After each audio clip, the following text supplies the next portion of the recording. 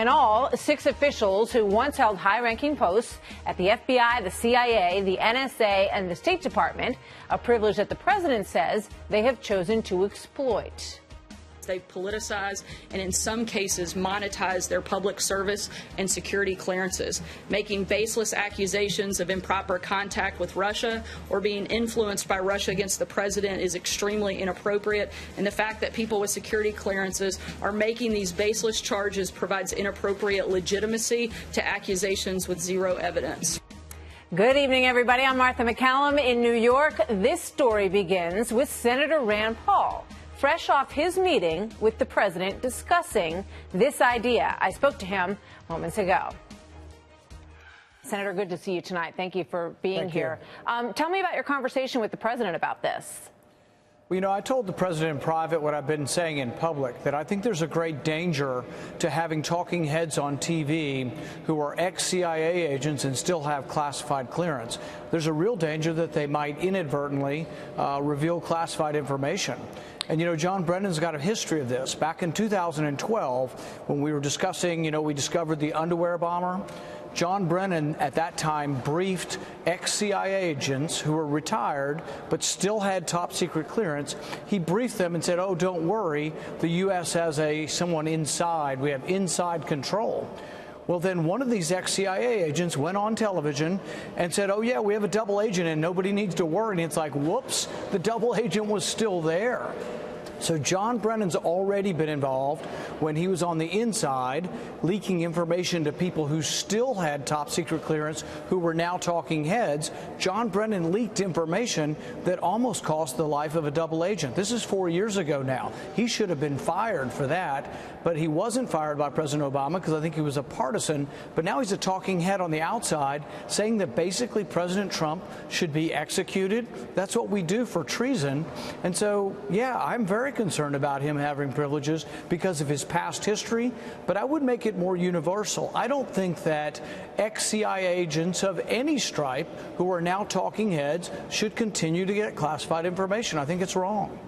Yeah, so I guess that's, you know, the main difference in what you're saying. So you're suggesting that this should be a blanket treatment for all. So, you know, some people are pointing to, for example, Mike Flynn, who had security clearance and, you know, chanted "lock her up" during the campaign. So you're talking about a blanket. Is that what the president is talking about here? Because his critics are saying that what he wants to do is create an enemies list and that he wants to shut these people up. Here's Senator Hirano.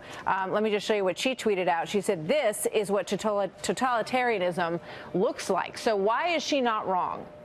I think that's a little bit overwrought. No one's talking about limiting anyone's speech. So an ex-CIA agent can get out there and say incredibly stupid things like the president is treasonous. Yes, no one's going to stop John Brennan from saying that. No one stops him from taking millions of dollars to say such horrendous things. But should he still get classified information? I mean, I would think that, you know, if you're a soldier or you're the head of the CIA, basically you have allegiance to the commander-in-chief. The commander-in-chief makes decisions. If you don't like them, you can resign, but he's no longer in government. He should not be getting classified information. He also has a history of leaking classified information that endangered agents in the field and almost got an agent killed. All right, so you're referring to John Brennan, and that's what you referred to originally, but you saw the White House today. They added a lot of people to that list: Susan Rice, Michael Hayden, McCabe, Comey, and according to what they're saying now, James Comey and Andrew McCabe do not even have classified clearance. They do not have that kind of security clearance. So would you expand the list to include Michael Hayden? James Clapper, would he be on your list as well? Yeah, I would not probably even name names. I would probably have it as a universal policy that when you leave, the only time I can think of a reason why you would want to keep this would be in a transition when you're still briefing people and you're sitting down with the next administration. I would probably just go one step beyond and not let any retired officials go on television that still have classified security clearance. So how serious is the president about pursuing this? Because they said, you know, they want to look into the avenues that exist to pull these clearances. What was your impression when you were in there with him about what the time frame is for making this happen and how determined he is to do it?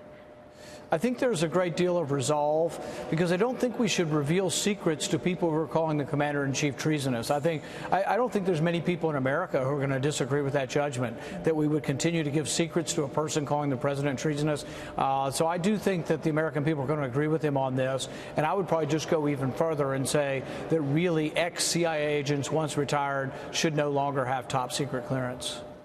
All right. You know, in terms of, did the president, just in terms of the chicken and egg on this, was it your idea initially, or did you talk to the president about it? And, you know, did you say, I'm going to, you know, I'd like to bring this up, I'm going to start pursuing this? You know, I've been upset about John Brennan's remarks for a long time, but, you know, I've also been upset for him from the very beginning. I filibustered originally his nomination back in 2012, 2013, so I've never been a big John Brennan fan. You remember also that John Brennan was involved with hacking into the Democrats' computers when they were doing the research into torture and waterboarding. They illegally, and he eventually apologized, not before sort of lying at first and saying that they didn't do it. But John Brennan has a very, very sketchy history of doing things and abusing power, so he needs to not be getting any information, because I think he has a history of doing things for partisan reasons and also things that the CIA is not supposed to do, which is spy on senators and on their computers. What did the president say about Brennan? I think he's not real happy with Brennan and the others for basically, I mean, does anybody remember 5 or 10 years ago when people retired from the CIA, they might go on television, but they sort of act like statesmen. They acted like retired statesmen, and they would weigh in on affairs from 60,000 feet. But you didn't have them saying, rah, rah, rah, vote Democrat. You didn't have them calling the president words like disgusting and disgraceful. No, absolutely not. And so this is so over the top that something's got to be done, and these people do not need to be privy to secrets, because they might be using these secrets for partisan purposes. They are nakedly partisan, and John Brennan should not get anywhere within 10,000 yards of the government. He should have a restraining order. Wow, those are very strong words. Would that apply to, for instance, Robert Gates, who, you know, worked for Democrats and Republicans? He wrote a book where he said some pretty strong things about President Obama in terms of his confidence in his ability to lead. So would you include him on a list like that?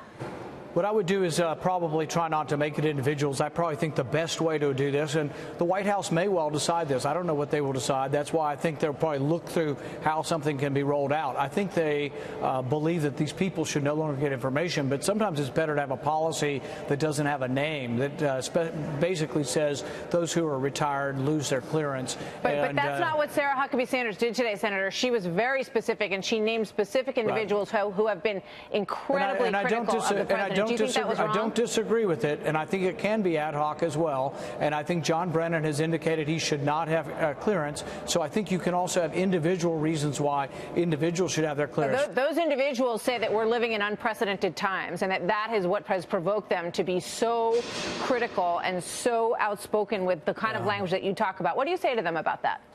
I think they're deranged. It's Trump derangement syndrome. People saying, oh, no, there's not going to be democracy.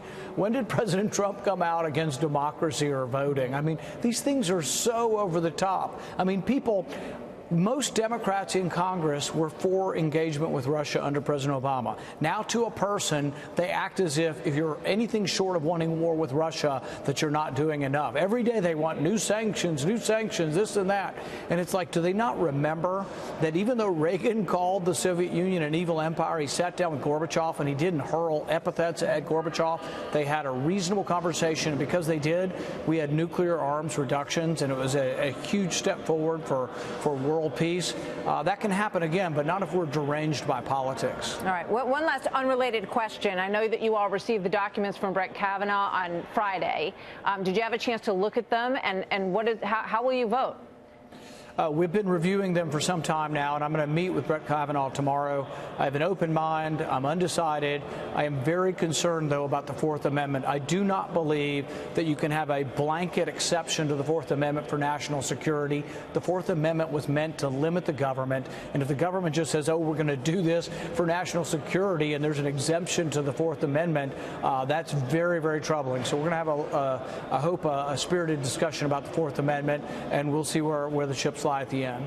We will look forward to that. Senator, always good to see you. Thank you very much for being here tonight.